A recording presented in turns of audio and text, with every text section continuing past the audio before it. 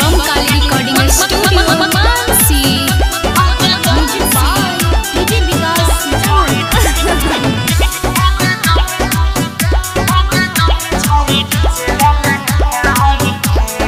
छियै हम देखै में सुपर हमर जवानी टाना टाना रे देखी के सीन हिला जैतो मशीन न करे फन फन रे छौड़ा कंट्रोल में रह छियै हम देखै में सुपर हमर जवानी टाना टाना रे देखी के सीन हिला जैतो मशीन न करे फन फन मुँह फेर लेबे एक बेरी खाई के हेर खाई के आगे सुन की तोरा बोलेने कहने छियो तो पैसा देभी तो तोड़े सामान हो गेलो रे चला तो जनरेटर सुन गे छौड़ी खुश कहिर दही डीजे वाला भाई के मजा दही छौड़ी लहंगा उठाई के अरे जो ले ले घघरी में नमरी उड़ाई के मजा दही छौड़ी डीजे वाला भाई के मिक्स बाय गुड्डू गुडेस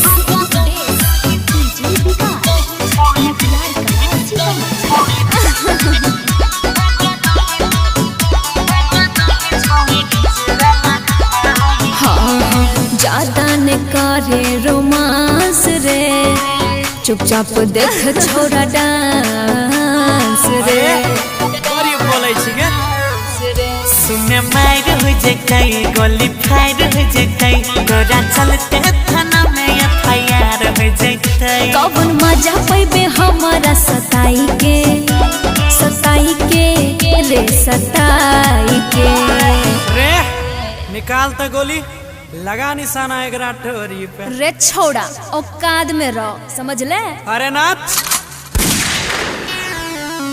खुश कहिर दही डीजे वाला भाई के मजा दही छौड़ी लहंगा उठाई के जबड़ी छे की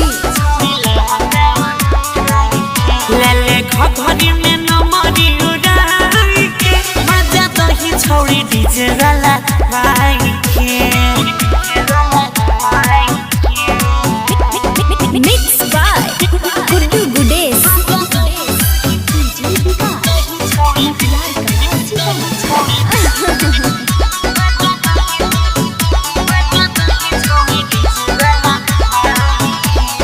भरल छे पूरा जवानी रे